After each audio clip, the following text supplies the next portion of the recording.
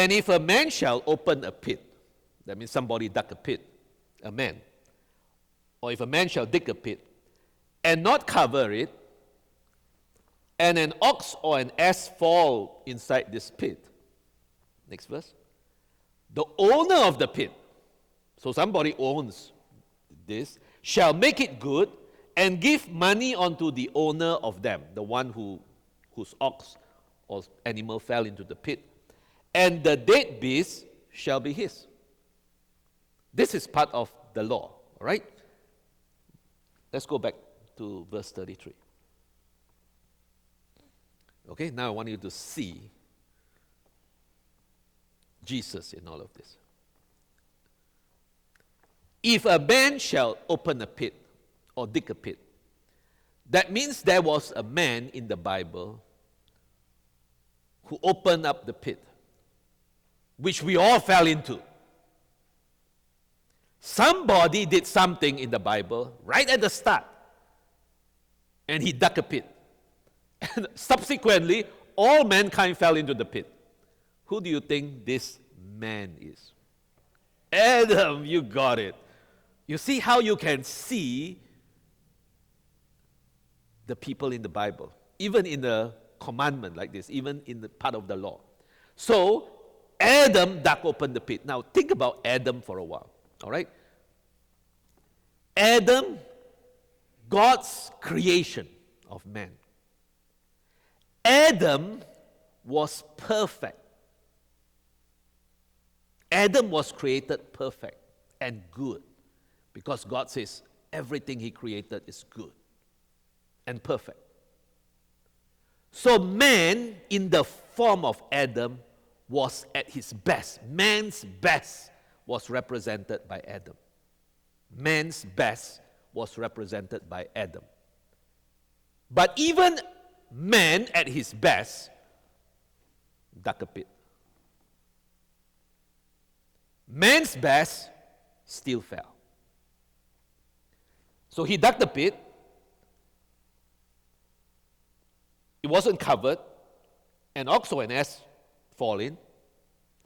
Next verse. So we all fell in. All right? The owner of the pit. You see, somebody owned everything. So God owns everything. He owns Adam. He owned the land. He owned the pit. So the owner of the pit has to make it good and give money on the owner of them. So you died. You fell into the pit. And God says, wait a second. I'm the owner. Adam dug the pit. Man, that's us. Now we are all in the pit. And we are dead. We are dead. So now we as men, not like Adam, because we are now fallen man at his worst, in fact, dead, are all in the pit. But the owner of the pit and the man and everything else says, I got to make it good. I'm going to make it good.